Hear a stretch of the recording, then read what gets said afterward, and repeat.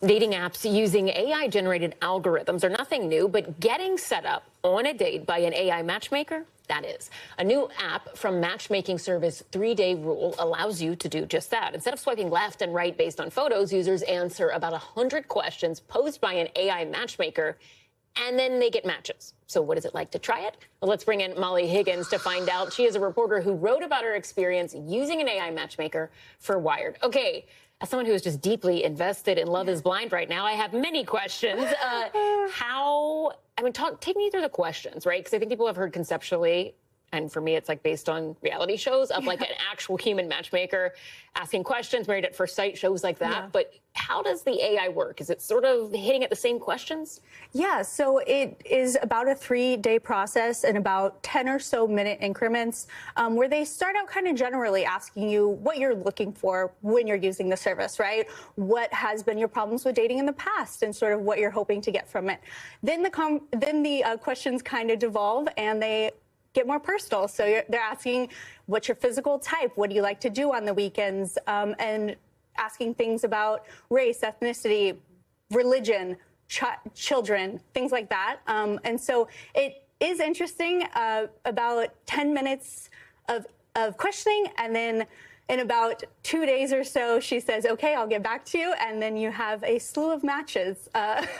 What were the matches? Was it like what you were expecting? Was it what you would be like, okay, yes, this is what I would have swiped on had it been in front of me or I'd met them in real life? What did you think? So I'm 31. My first match was 23, and my second match was 47. That is a zone. One of them was, not born when 9/11 happened, and the other one had graduated college by the time that had happened. So I do think it is interesting, and it could be very valuable for someone who really is looking for marriage to settle down, someone who really does want that traditional matchmaker experience. But me being in New York and being a 30-year-old woman, New York is probably the best place to date. It has such a big dating pool.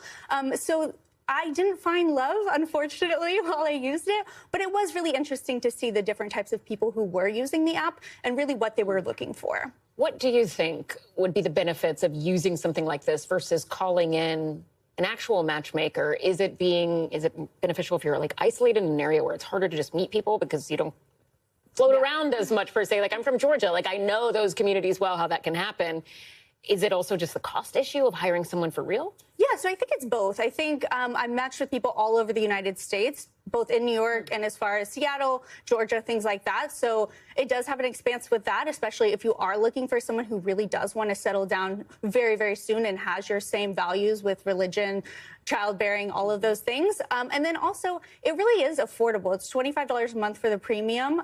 You get guaranteed matches. You get an AI dating coach as well, who kind of helps you along the process of dating and getting to know people. And so traditional matchmaking white glove services like 3-Day Rule, they can be anywhere in 5 figures, $10,000 and upwards. So it really does make it affordable, and it really does kind of make it contemporary, modern, because you really think of matchmaking with traditional values. Your parents are helping you, things like that, right? And so this kind of is helpful to integrate that swipe culture that we kind of are integrated with, but it modernizes matchmaking a little bit. Do you think this is like the future of where dating and apps are going, or is this just kind of like a try it now? I think it is valuable and it was interesting, but I think that my takeaway from it was that dating is really only fun when you're getting to know the people, right? And it turned into us just talking to each other through our AI bots. So that's kind of where the disconnect happened. Right now, I think it's still in its early phases and it could be helpful,